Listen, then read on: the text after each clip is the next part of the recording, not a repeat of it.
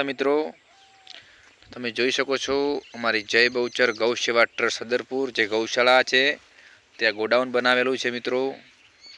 તમે જોઈ શકો છો કે અત્યારે તમામ ગૌ માતાઓ ચરવા માટે બહાર ગયેલ છે। તમે જોઈ શકો છો મિત્રો, એક પણ ગૌ માતા અત્યારે હાજરમાં દેખાતા નથી। આ ગોડાઉન છે મિત્રો, તમે જોઈ શકો છો મિત્રો।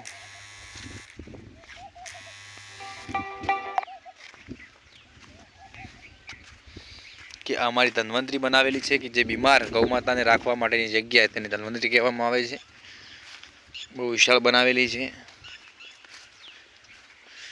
તમે જોઈ શકો છો મિત્રો। આમાં રૂંખડિયા બાપજીનું મંદિર છે, જે વર્ષો જૂનું આ મંદિર છે, તમે જોઈ શકો છો મિત્રો। ત્યાં આગળ બાવળના નીચે અમારા શક્તિમાં પણ બેઠા છે અને આ જે જગ્યા છે તે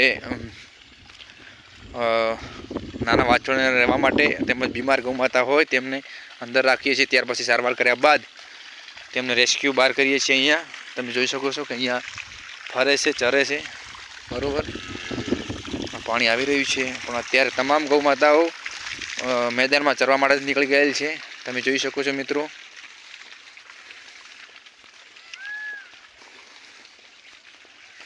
જોઈ શકો મિત્રો, નાના નાના બાળકોના જેમ નાના વાછરડાઓ છે।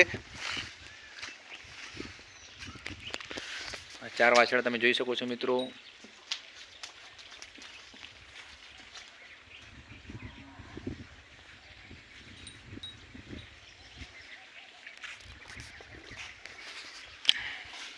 મિત્રો અહીંયા અમારે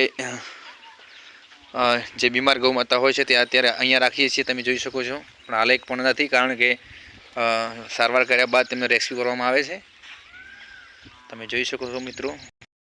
માહોલમાં કેટલો સુંદર નજારો છે તમે જોઈ શકો છો। એકવાર અવશ્ય અમારી ગૌશાળાની મુલાકાત લેવા માટે તમામ મિત્રો નમ્ર વિનંતી છે કે સદરપુર ગામમાં જે અમારી જય બહુચર ગૌશાળા ચાલી રહી છે તેમાં એકવાર જરૂર મુલાકાત લેજો। મોર બોલી રહ્યા છે, તમે સાંભળો।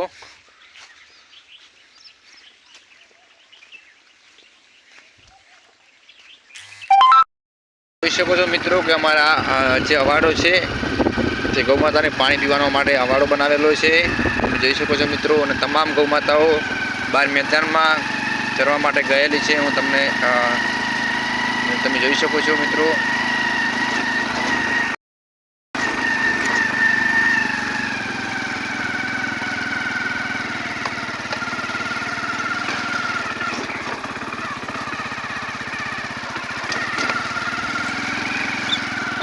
વિશાળ મેદાનમાં આખો દિવસ ગૌ માતાઓ ચરે છે, તમે જોઈ શકો છો।